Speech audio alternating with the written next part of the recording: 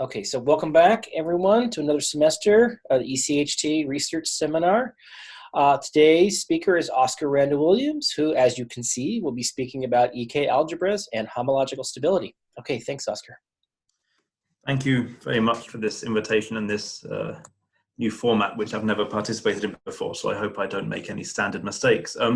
I realize that what I'm talking about is maybe a little unusual for this seminar, so I'm going to explain a little bit the premise of why we're doing what we're doing, and then I'll get onto the computational aspects a bit further on.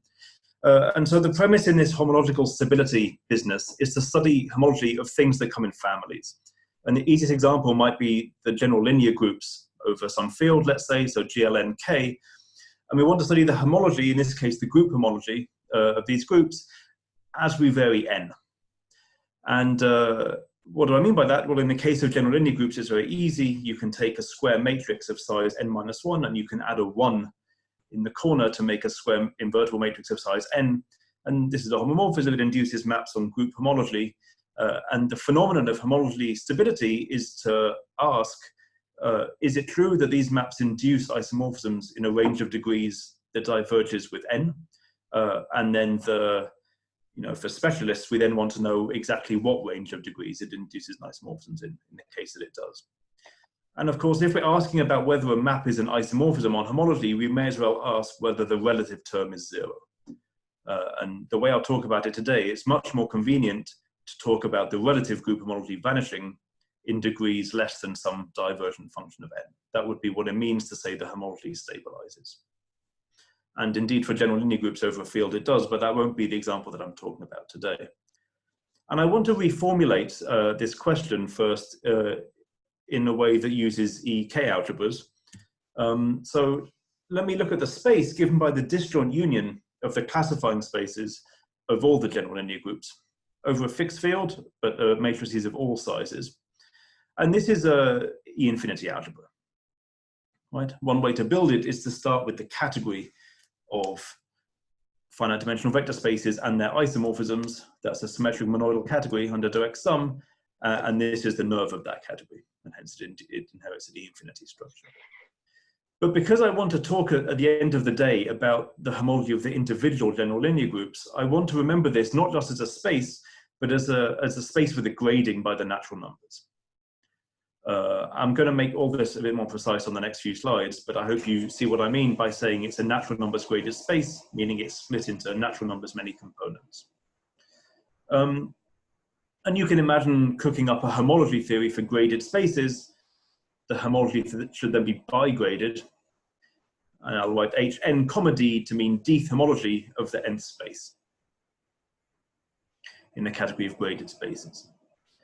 And so now we've got a small advantage. Instead of having a sequence of groups or spaces, we've now got one mathematical object, a graded space, and the groups we were trying to talk about are different homology groups of this one graded space.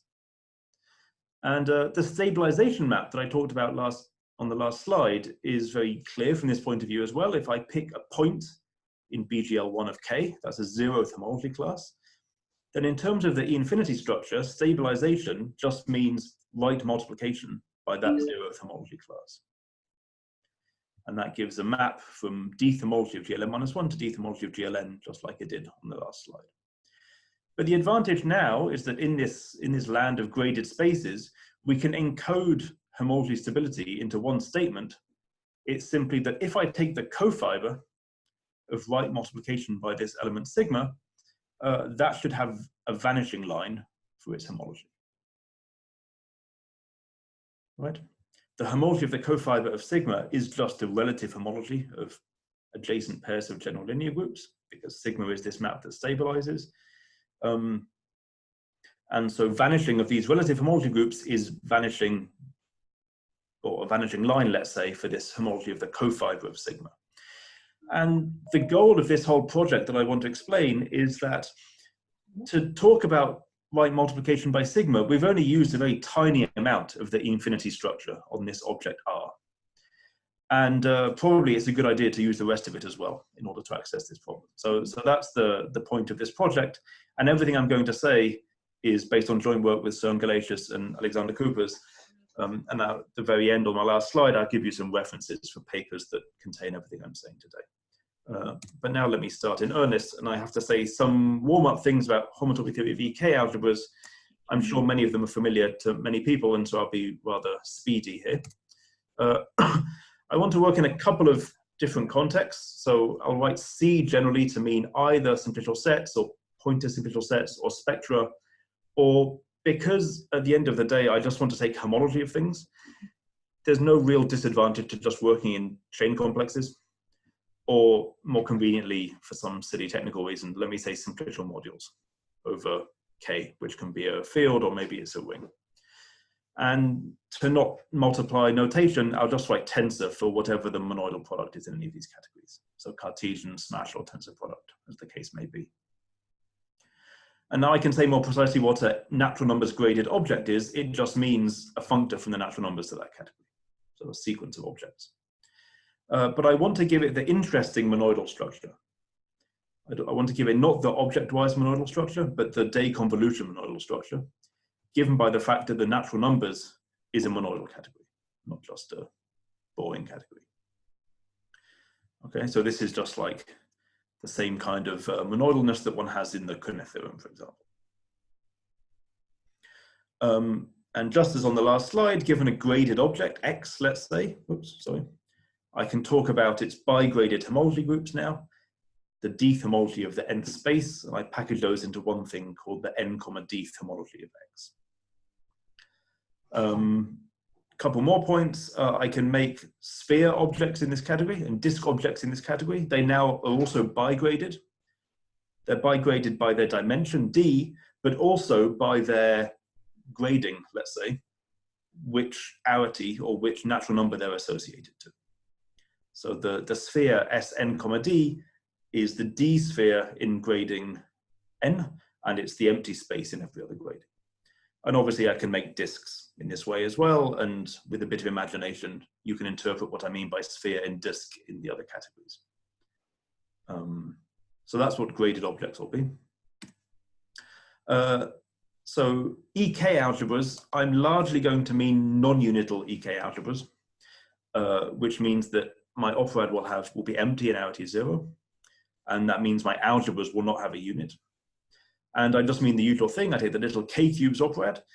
All of the categories I mentioned on the last page, so simplicial sets, pointer simplicial sets, spectra, simplicial modules, they're all tensored over the category of spaces.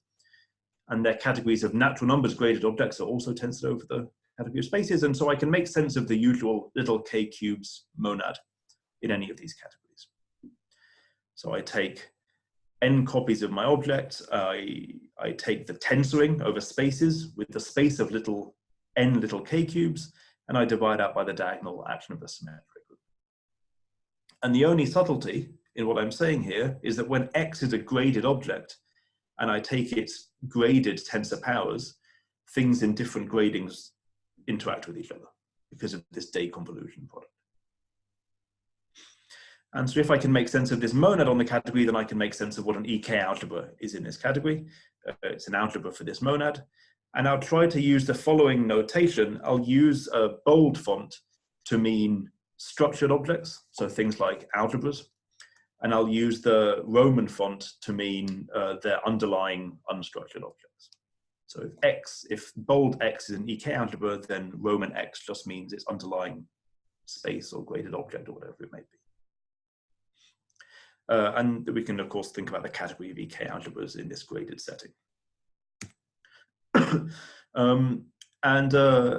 Of course, there's a homotopy theory of everything I'm saying. So everything inside has a model structure. The category of algebra, so in the natural numbers, in the graded objects, we just take level-wise structure. I mean, the diagram of natural numbers has no morphisms, so all possible model structures you can think of on that category are the same. And in eK-algebras in this category, we give it a projective model structure, so equivalences are underlying equivalences. And we create cofibrations by taking free eK-algebras on cofibrations that we already have. So this is just my notation a little bit. I've got bold X mapping to Roman X, meaning forget the eK-algebra structure. And then X goes to bold ek of x, meaning you take the free ek algebra on x. So believing for now that everything does have a model structure that behaves in completely the expected way, we can talk about cell attachments in this category. So if I have an ek algebra and I have a map from a sphere to the underlying object of this ek algebra, in this case it's a graded sphere because I'm working in this graded category, then I can take, because I'm mapping to the underlying object of an ek algebra that extends to a map from the free ek algebra on the sphere to x. I can map the sphere to the disk. This gives me a diagram in the category of ek algebras, and I can take the push out in the category of ek algebras. And this is what I mean by a cell attachment in the category of ek algebras. And it has exactly the universal property. It's the universal object under x in which the map f becomes non-homotopy, just as a cell attachment should be. And if I can attach one cell, then I can attach many cells. And so a cellular ek algebra is anything I build from the empty ek algebra, or the terminal one, by iterated cell attachments. And I won't go into the full details of all the standard tools from algebraic topology that one has in this setting, but one has things like the Hurewicz theorem and Whitehead theorem and so on. And so in particular, every object is equivalent to a cellular one.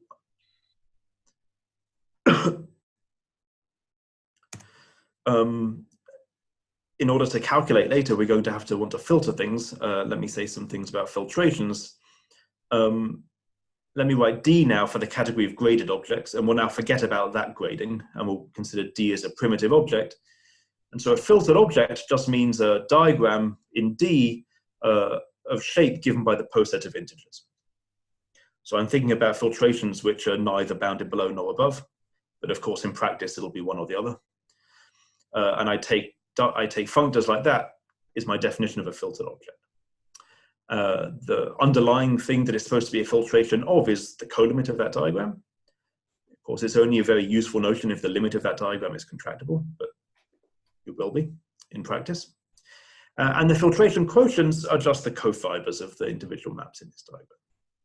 So of the generating morphisms in this poset. There's a small subtlety here. When I take associated graded, of course, everything becomes a pointed object. That's what this asterisk is supposed to be reminding you, that when I take a cofiber, it's always pointed, whether or not the original thing was. And of course, it's now becomes Z graded. But there's no morphisms anymore between pieces of different gradings, because that's exactly what we've quotiented out by. And a calculation that one has to make, but which is true, is that taking associated graded is a strong monoidal functor, which means that it commutes with absolutely everything that I've discussed so far. In particular, if I have a filtered ek algebra, then its associated graded is, sorry, if I have a, I'm trying to say correctly, if I take the free ek algebra on a filtered thing, the associated graded of that is the free ek algebra on the associated graded of the filtered thing, and so on. You might expect in a filtered object for me to say something like the maps involved are cofibrations. It's a good idea not to make that part of the definition of a filtration, but to make that part of the definition for what it means to be cofibrant in this category, in the category of filtered objects. And if X is cofibrant, so if all the morphisms involved are cofibrations, then of course one has a spectral sequence starting from the homology, or let's say reduced homology of the associated graded and converging to that of the colimit, or at least attempting to converge to that of the colimit. And for the examples that I talk about, this will always be strongly convergent. The most important thing to understand on this slide is that a filtered ek algebra is absolutely not a filtered object in the category of ek algebras. That notion has no use whatsoever. A filtered ek algebra is an ek algebra object in the category of filtered things. The more you think about this, the more completely clear it becomes that this is the right notion. Okay, so a filtered ek algebra means it's an ek algebra in the category of things that have filtrations. And a CW eK-algebra is a little more refined than you might first expect. Oscar, can I ask a question there about that point? I mean, the point must be that, like, then what you're saying is that the structure maps preserve the filtration. The eK-algebra structure maps preserve the filtration. That's right. That's the concept. Right. Okay. Sure. Thanks. So the definition of a CW object, a CW eK-algebra, is a little fancier than you would first imagine. It's a bit more than adding cells in the correct order of dimension. We take the point of view that a CW object is a filtered object. So the only way you can know you have a CW object is if you build it as a filtered object. And the condition then is that the cells are attached in order of dimension, certainly, but also the attaching maps of the D cells lie in the part of filtration at most D-1. And that's the condition, because even if I take an object that only has K filtration steps, and then I take a free eK-algebra on it, that will have things in every filtration. And so when I want to attach my new cell, it's possible to attach it a D cell, but attached only in very high filtration, and that would not be a CW thing to do. It would only be CW if your D cells are attached along the D-1 skeleton, but even more than that, the filtration D-1 part of the D-1 skeleton. This is the correct thing to do if you want to claim, as you should, that the associated graded of a CW algebra is a free eK-algebra on the set of cells. That's only true if you make this definition. The last, or more or less last bit of general theory is indecomposables in this setting. So we can take a very concrete description of what I mean by indecomposables. I want to take an eK-algebra X, and I want to collapse down every point in X, which I can write as a proper multiplication of two things, or more than two things. So what can I say? I can take the co-equalizer of the action map, EKX to X, that's the top map, mu X. So that's the monad action map. And a second map in which all factors of arity strictly bigger than 1 go to the base point. And the action of the arity 1 part factors through a point. So in other words, it acts as, you force it to act as the identity map. In the case of little cubes, the space C1, 1 or CK1 is contractible anyway. It's the space of one little K cube inside another K cube. So it's not much of a condition to force it to factor, the action to factor through a point.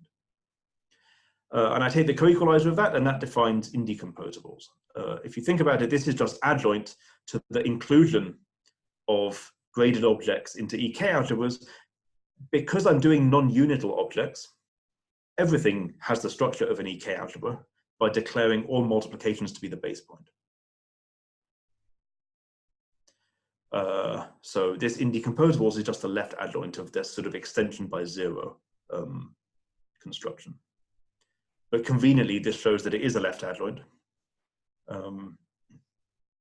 And a very concrete construction you can make is that the indecomposables of a free eK-algebra on X is X, as it should be if you think of indecomposables as trying to pick out generators. That's simply because when you write down this diagram for a free eK-algebra, you see that it admits an extra degeneracy, as it were, if you think about it as being the bottom of a simplicial object. So it's a split co-equalizer. You just recover X. So here's a calculation we can now do. Suppose I have a cellular eK-algebra. What can I say about the indecomposables of that cellular eK-algebra? Well, it was a left adjoint indecomposables, so it preserves all these pushouts. So every time I attach an EK cell to X and take indecomposables, I'm attaching an ordinary cell to its indecomposables. Because indecomposables of a free thing is just whatever it was free on. So for a cellular eK-algebra, the indecomposables are some cellular object in the underlying category of graded things that has an ordinary cell for each EK cell that X had. So it's a way of converting or measuring, let's say, cell structures for X. Now, of course, if X is not a cell object, or even worse, is not cofibrant, then this construction up here is not a really meaningful thing to do, and we're not to derive it.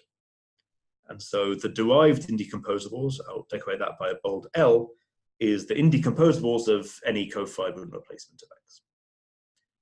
So cellular objects, as I described them, are cofibrant. And in general, of course, everything has a cofibrant replacement, and this is the derived functors of indecomposables. This is precisely what people call topological Quillen homology for in the case of the little cubes of Brad. Not very much that I'm saying here is specific to little cubes, and you can set it up in much larger generality. But I'm only interested in the case of cubes for this talk.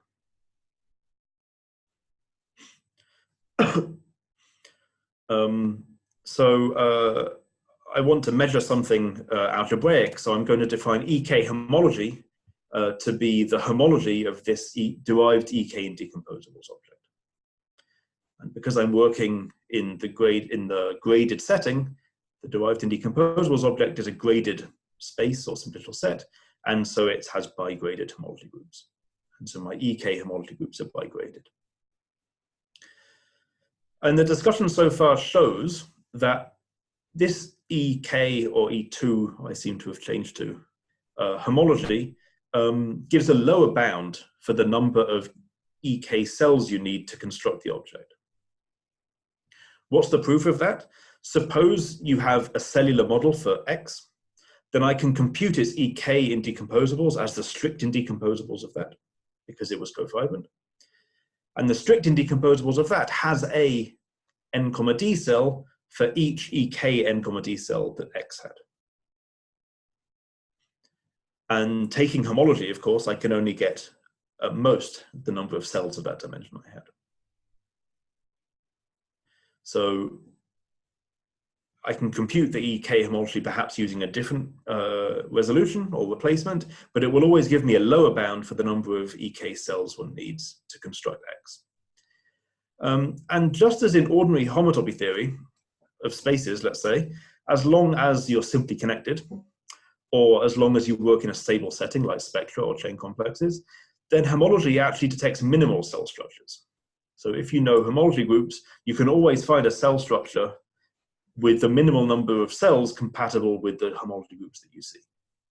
Supposing everything's finite generated, that basically means that whenever you see a Z, you need a cell, and whenever you see a Z mod n, you need two cells, one to create the infinite cyclic group and one to impose the relation mod n. Over a field, you can just count cells. The crucial thing is that this is exactly true if we work in a somewhat stable setting, such as simplicial K modules or HK module spectra, then this is exactly true for this EK homology as well. So if I can compute the EK homology with field coefficients, then I can always find a minimal cell structure compatible with that EK homology. In particular, working over a field, if I know that if I have a vanishing line for EK homology, then I can then there exists a cellular model for that object having no cells below that vanishing line. And that's exactly the way that I'm going to use this. And I've tried to write that in the theorem. Not only can you make a cellular model, you can make a CW model, but I haven't properly told you what that is, but it should not surprise you that that's true.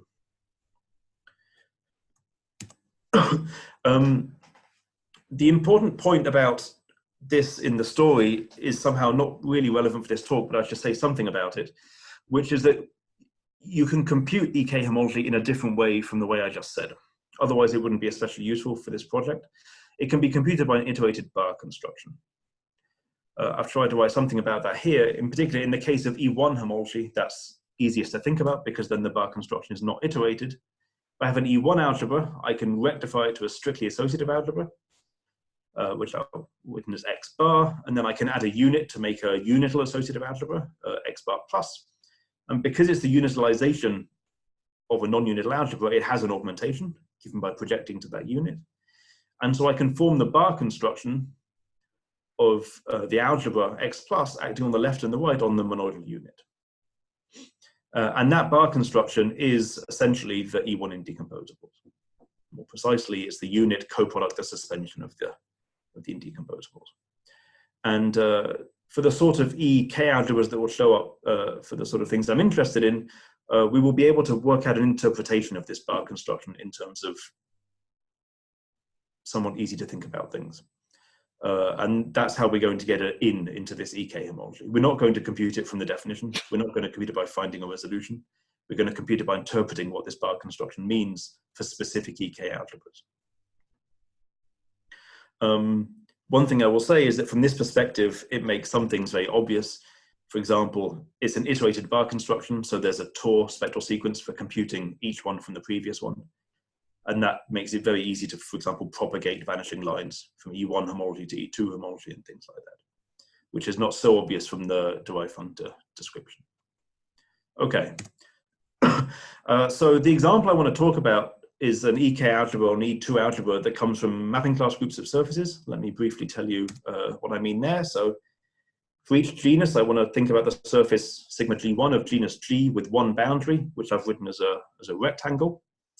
And I want to think about the mapping class group of that, which is the group of isotopy classes of diffeomorphisms that are the identity on the whole boundary, and they do whatever you like in the middle.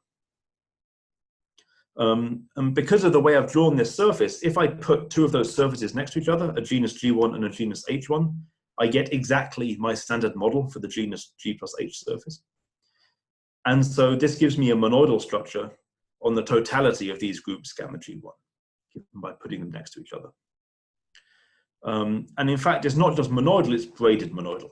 I mean, braided categories were invented by thinking about topology of surfaces, so this is not so surprising.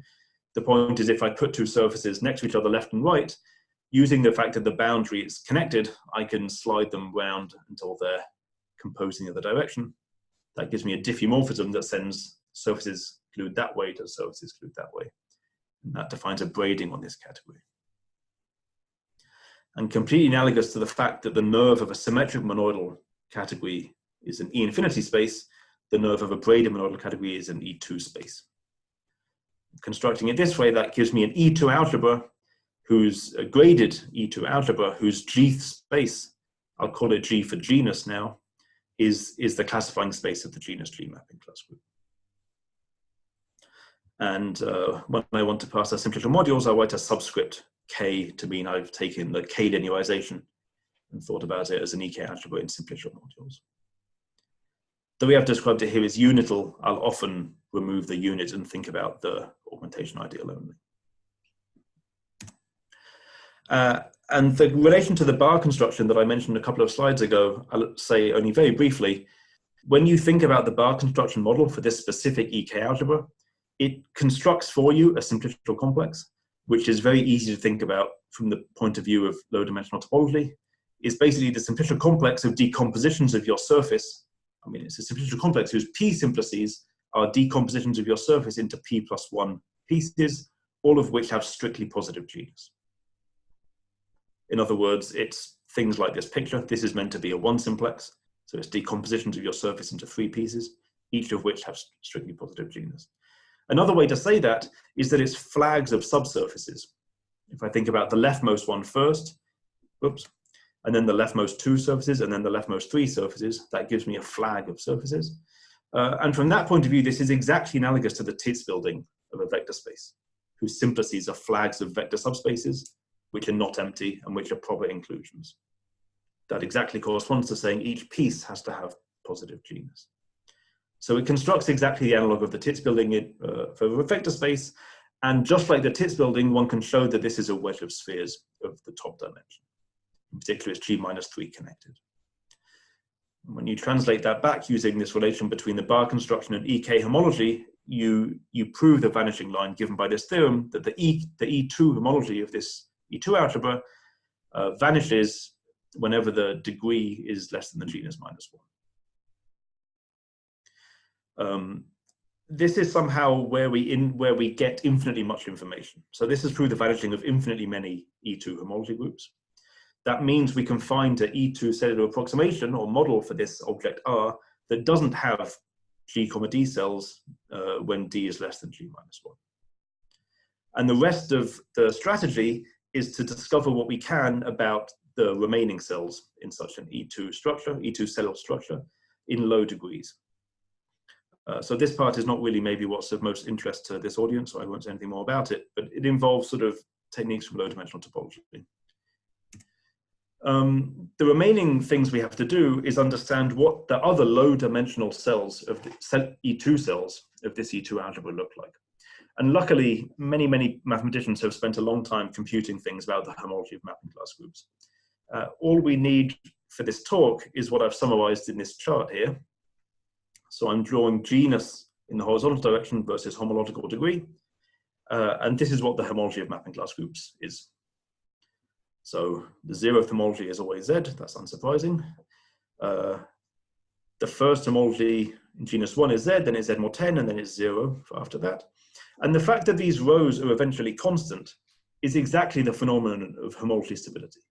It says that in each fixed degree, if you go far enough along, the homology stops changing. And you also see that if you go to a higher degree, it looks like you have to go further along before it stops changing. Oscar, that Z mod 10 must have some interesting geometric meaning. We're going to talk about all these numerology in a minute. Yes. Okay, great. Yeah. But for what I want to do, so the goal is now to look at this, look at the homology that we know and reverse engineer what an E2 cell structure must look like in low degrees from what we know the homology is. That's the goal. But to do that, it's not enough for us just to know these groups as abstract groups, right? We want to know what the E2 structure is. And at the level of homology, that's encoded by, well, the multiplication, dilateral operations, Browder bracket, things like that. So the first thing that we had to do in this project was to, normally calculations that people do are not described in those terms, and so we had to understand what people have calculated in terms of the E2 structure. Let me try to summarize that here. I'll go from left to right. So in genus 1, along the bottom, sigma is the class in zeroth homology of the genus 1 mapping class group, and we have its powers along here. So sigma to the I is just the base point in the ith mapping class group. This tau is the so-called right-handed Den twist. So that's a diffeomorphism of any surface you like. You find a circle, you find a little cylinder around it, and there's a diffeomorphism supported in the cylinder, which people tend to describe as cutting it open and gluing it back with a full twist. And you do it in the right-handed direction, and that gives an element called the right-handed Den twist. And it's a factor that generates the homology of the genus 1 mapping class group. In the genus 2 mapping class group, its first homology is Z mod 10, and it's generated by the stabilisation of this right-handed Den twist. So it's generated by, again, a right-handed Den twist, but for a rather complicated reason, 10 times that is trivial. And really, it's not that 10 times it is trivial, it's really in the mapping class group itself. You can write down a strange combination of 16 right-handed Den twists and 6 left-handed Den twists. Left-handed Den twists are -1. But in the group, it's very complicated and they're all interlaced with each other. It's just a complicated thing to look at. But of course, at the level of homology, the order of things in doesn't matter. And we just get 16 minus 6, which is 10. So it's just a miracle of nature. I don't have a good picture I can draw. It comes down to this thing called the lantern relation, which holds on genus 2 surfaces, but not further up.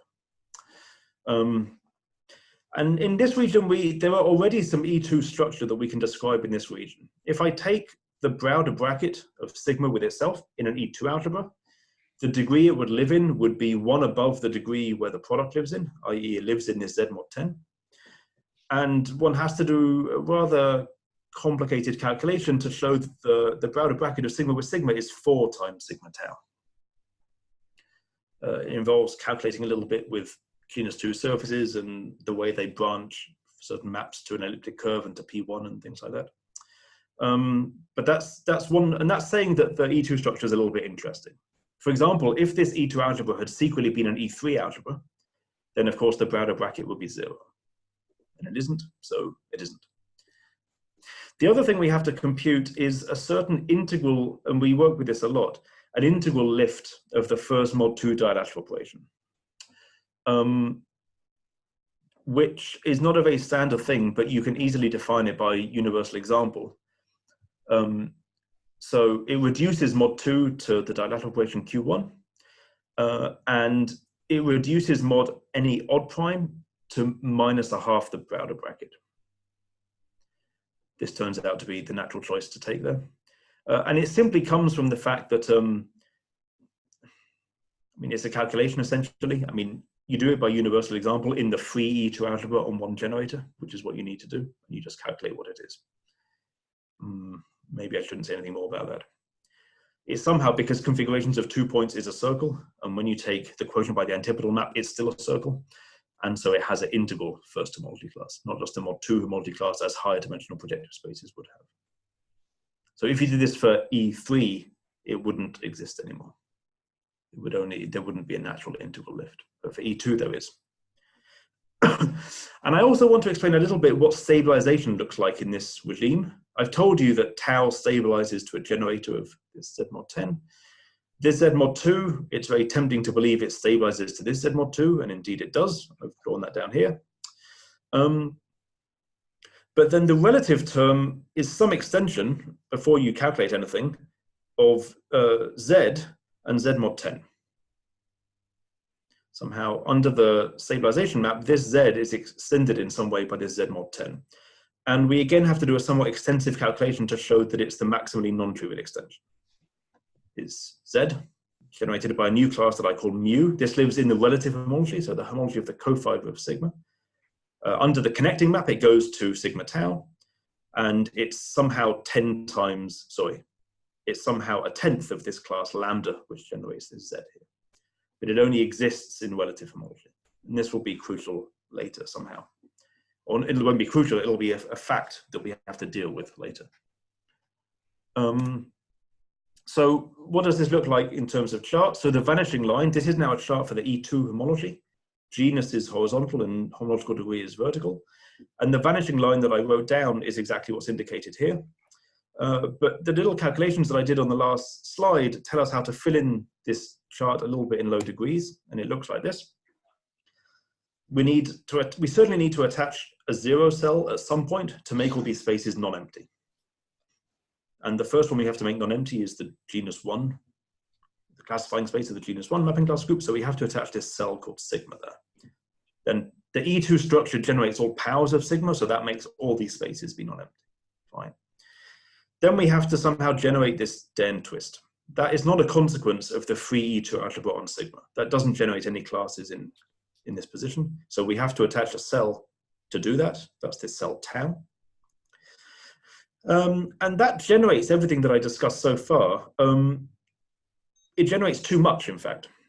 Because, for example, in the free E2 algebra on sigma and tau, well, 10 times sigma tau is certainly not 0. But also the Browder bracket of sigma with sigma is certainly not 4 times sigma tau, and so on. And so we need to attach cells to impose this.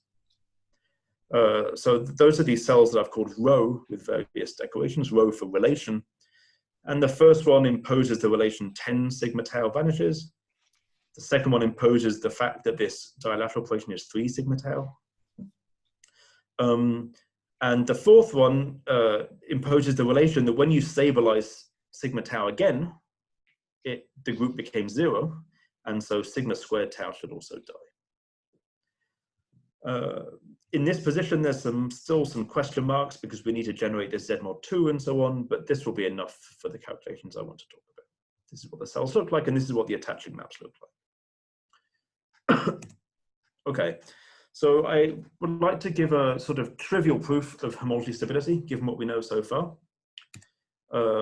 It goes as follows, and it only uses the input that I've talked about.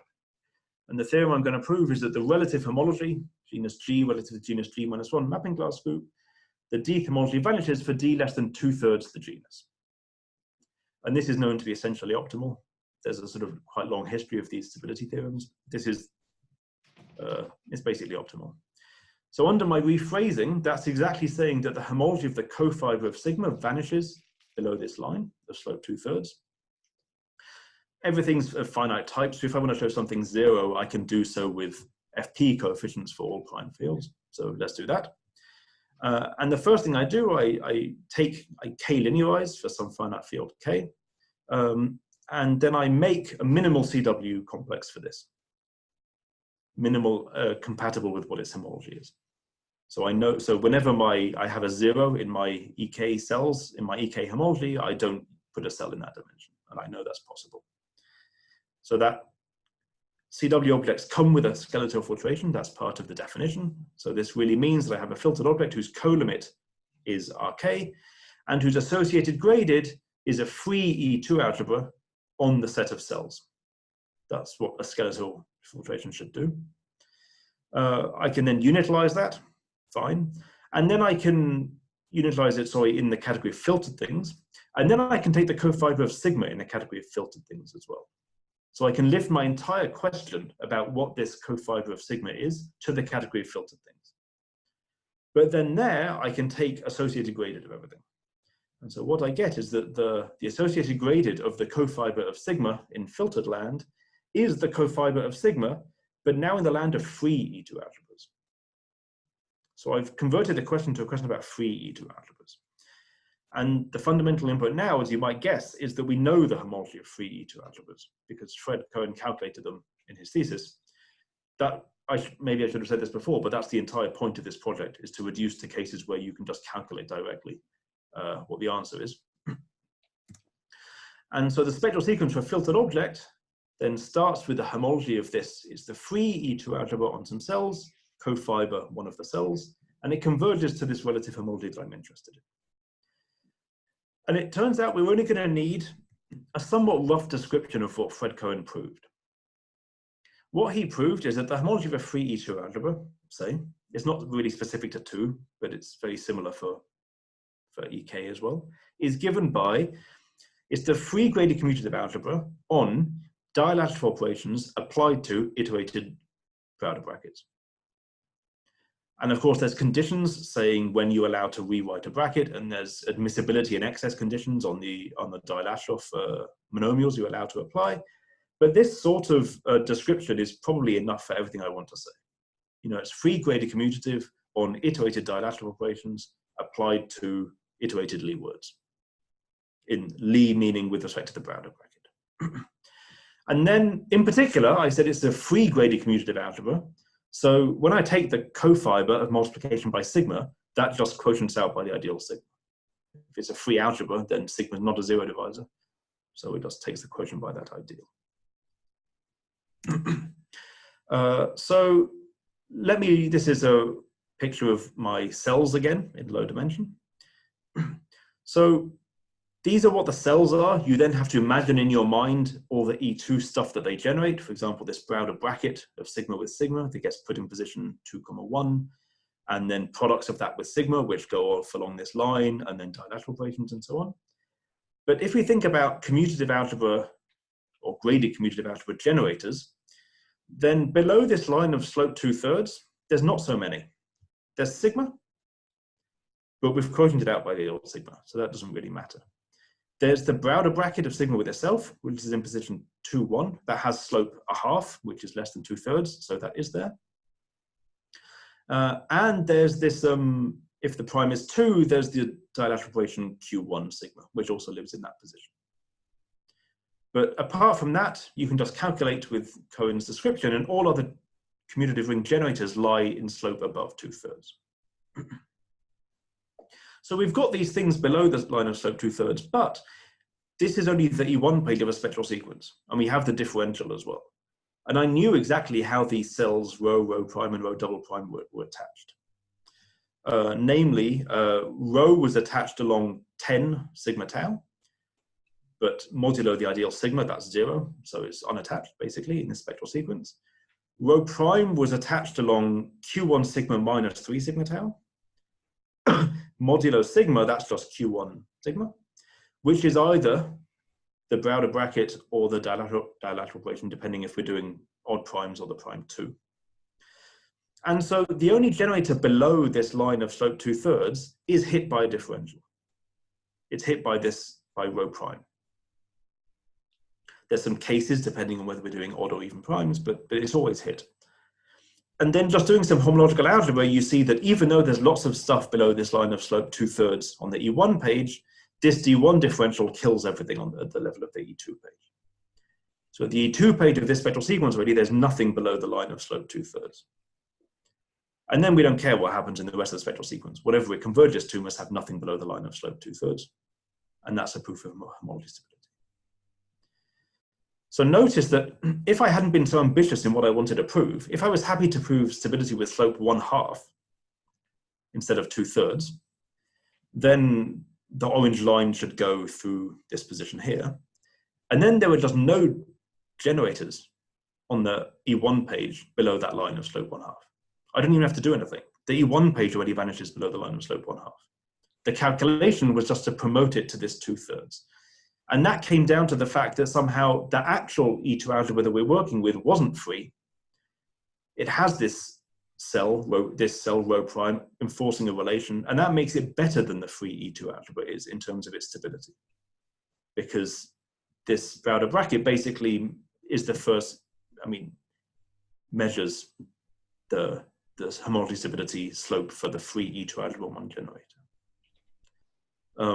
Okay, so that's the kind of argument. This is, of course, recovering homology stability, which even with the new numbers involved here was known before.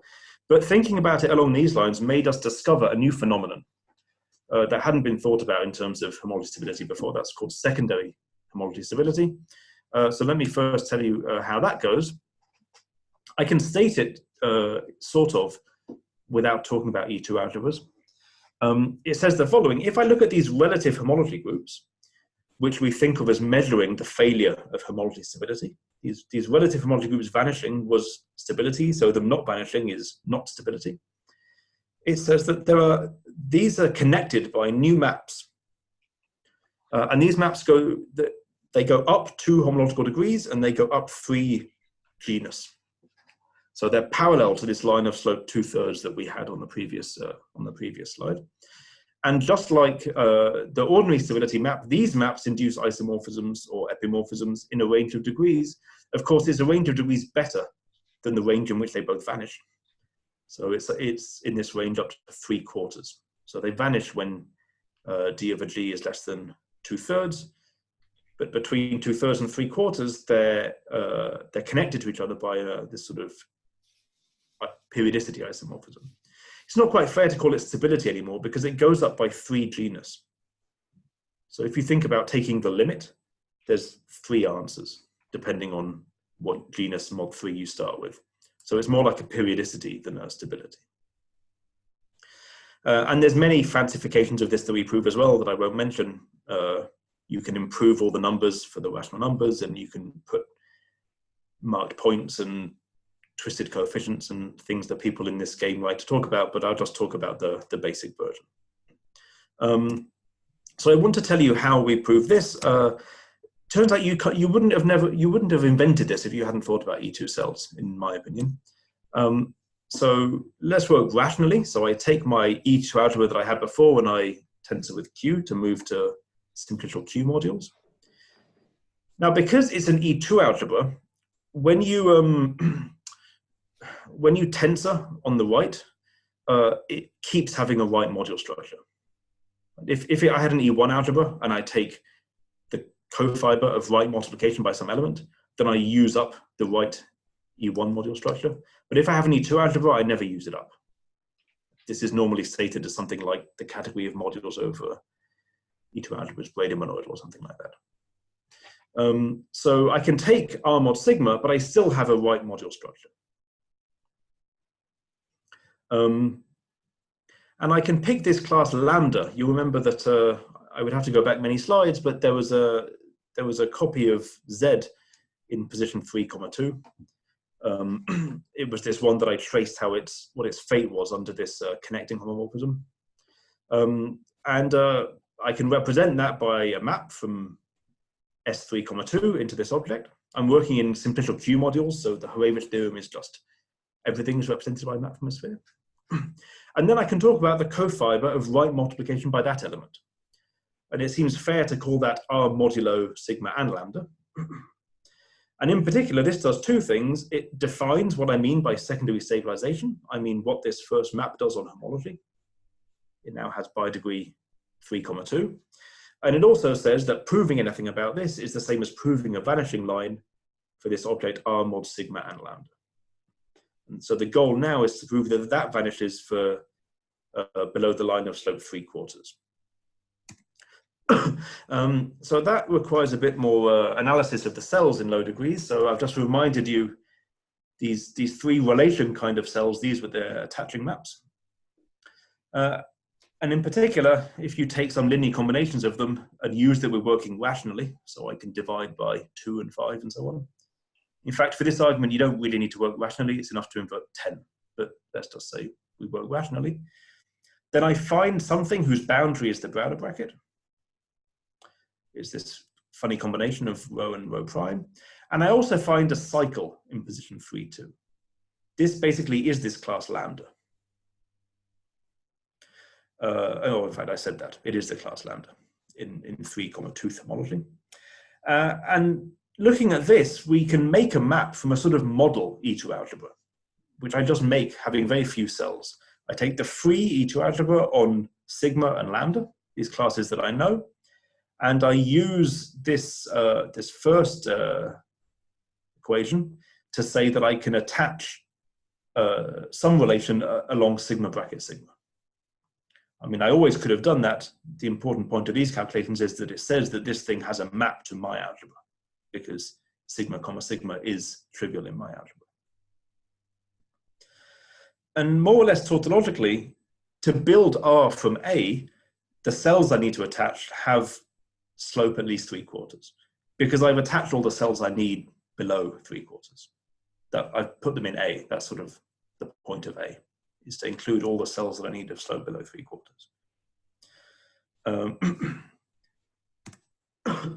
So take a relative cell structure. I'll call it C. So it's built from A by attaching cells, and it's equivalent to R, and filter by this relative skeleton. And that looks like A, which has some interesting cell attachments, but all other cell attachments have been filtered away. So it's A coproduct with a free E2 algebra on the remaining cells. And the remaining cells all have slope at least 3/4. And I now play basically exactly the same game as I played for ordinary stability, is that I want to promote my construction of dividing out by sigma and then by lambda to the land of filtered objects, which you can perfectly well do. And that gives me a spectral sequence that starts with the associated graded mod sigma and lambda, and it converges to R mod sigma and lambda. I want to show the target vanishes in slope below 3/4, and I'm going to do that again by showing that the E2 page vanishes in slope below 3/4.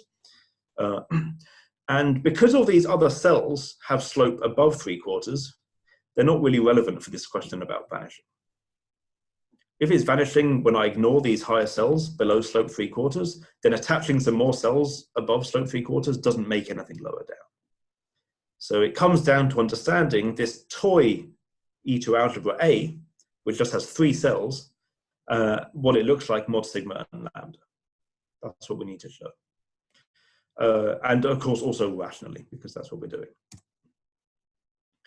And so what we do is we are going to calculate this by a spectral sequence. So we filter off this top cell so that it becomes attached trivially in the associated graded. So we give sigma and lambda filtration 0 and rho double prime filtration 1. And that gives us a spectral sequence where now the algebra is a free E2 algebra, mod sigma and lambda, but there's a D1 differential that undoes the damage that we just did by filtering away. D1 of rho triple prime is this bracket, which was its attaching map. And now it's just homology as precisely as in the ordinary homology stability argument. You think about what the homology is before dividing out by sigma and lambda. It's a free graded commutative algebra on sigma, lambda, sorry. It's free graded commutative on the free Lie algebra on these 3 elements, sigma, lambda, rho double prime. The only generators of slope less than 3/4 are sigma, lambda, and sigma bracket sigma. Sigma and lambda we're dividing out, so we don't care. And sigma bracket sigma is the target of a differential, is a boundary. And some easy homological algebra shows that there's nothing left on the E2 page below 3/4. So this is a rather easy argument. It's calculational in nature, but it's not a very difficult calculation. The statement that I made was integral, and it turns out that the integral statement is rather harder to prove. It's even rather harder to state. And if you let me go back a few slides, the statement here, I just said that my secondary stabilization map rationally is right multiplication by a given homology class in R, this class lambda in H32 of R. In particular, it's very easy to, I can construct that using group homology. The true stabilization map, let me forget that. The true stabilization map, I can't even construct without talking about E2 algebras. And indeed, I don't believe it really can be constructed without talking about E2 algebras. Let me say something about that. The main issue is that if you try to talk about multiplication by lambda as your candidate secondary stabilization map, it's simply not true that it's an isomorphism. And this comes down to this funny extension that I mentioned a few slides ago. So if we look at the low dimensional homology of R, how the stabilization map and the connecting homomorphism behave, I said we calculated that this H32 of R mod sigma, this relative homology group, is Z and is a sort of maximally extended extension of Z by Z mod 10. But that means if we think about multiplication by lambda going from 3,2 groups further back, here, here, and here, these groups are all the integers. Multiplication by lambda sends the generator to lambda by definition, and hence it sends a generator here to lambda, which is 10 times mu. So if I try to think about multiplication by lambda as my stabilization element, it's a map from Z to Z between these groups, but it's multiplication by 10, which means it's not surjective, so it's not the correct thing. Rationally, this didn't matter, of course, but integrally it does matter. This can't possibly satisfy this secondary stability because it just observationally fails. And the failure is because somehow we want to multiply not by lambda, but by this class mu. But the class mu is only defined on the cofiber R mod sigma. Only 10 lambda, or 10 times mu, sorry, is defined on R, but mu itself is not. And on the other hand, R mod sigma is not an algebra, so you can't multiply by elements in R mod sigma. So what to do? And it turns out we can just use obstruction theory to construct what the correct stabilization map should be. As follows, I take my class mu, that's an element in homotopy of R mod sigma. R mod sigma is a right R module, so I extend it to an R module map. And then I pre-compose that with stabilization by sigma. So that's a map from S10 tensor R to R. And I think about the composition. Now the composition is an R module map, so it's determined by what it does on the two spheres here. And in total, that is a class in H42 of R mod sigma. But that group is below the vanishing line for ordinary stability. That group vanishes, which means that I can extend this map mu add over the cone on sigma. And that's what I'm calling phi here. So in order to make this argument, you have to maybe not talk about E2 algebras, but you certainly have to talk about module structures and everything in sight, and obstruction theory for maps out of modules and so on. I don't think one will be able to write this down at the level of group homology in any reasonable way. But from this sort of higher algebra point of view, it's a rather naive thing, an obvious thing to do. Just like always in obstruction theory, if I show a map exists by obstruction theory, then I probably build more than one map. I probably build a whole torso of maps. And in fact, we get a torso of maps. They're parameterized by H43 of R mod sigma, and we don't know what this group is. So we construct at least one map.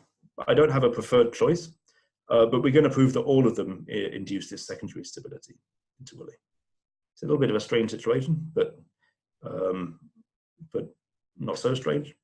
And I think I'm out of time, and I won't go into any more details about what one has to do integrally. The main step is this, how to construct a map, which was not very obvious. the argument now is a sort of refined version of what I did rationally. I have to promote this to a filtered map is the first step. And that means I have to repeat all of this obstruction theory in the category of filtered objects. And that's a non-trivial thing to do because the obstruction groups in the category of filtered objects are different. In principle, it could be the case that the obstruction there doesn't vanish. And also, the groups which parameterize choices in the category of filtered objects are also different. So one has to make some effort to make those things compatible. But once it's promoted to a filtered map, then the strategy is clear. You take the associated graded and you compute the D1 differential in that spectral sequence to discover this vanishing line below 3/4. So maybe I'll stop there. Thank you. I'm going to unmute everyone so we can take it.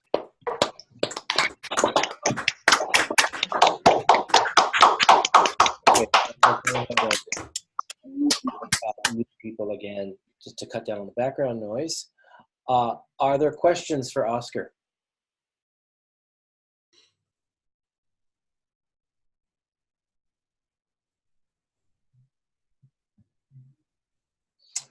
Okay, if not, then we will wrap it up here for today.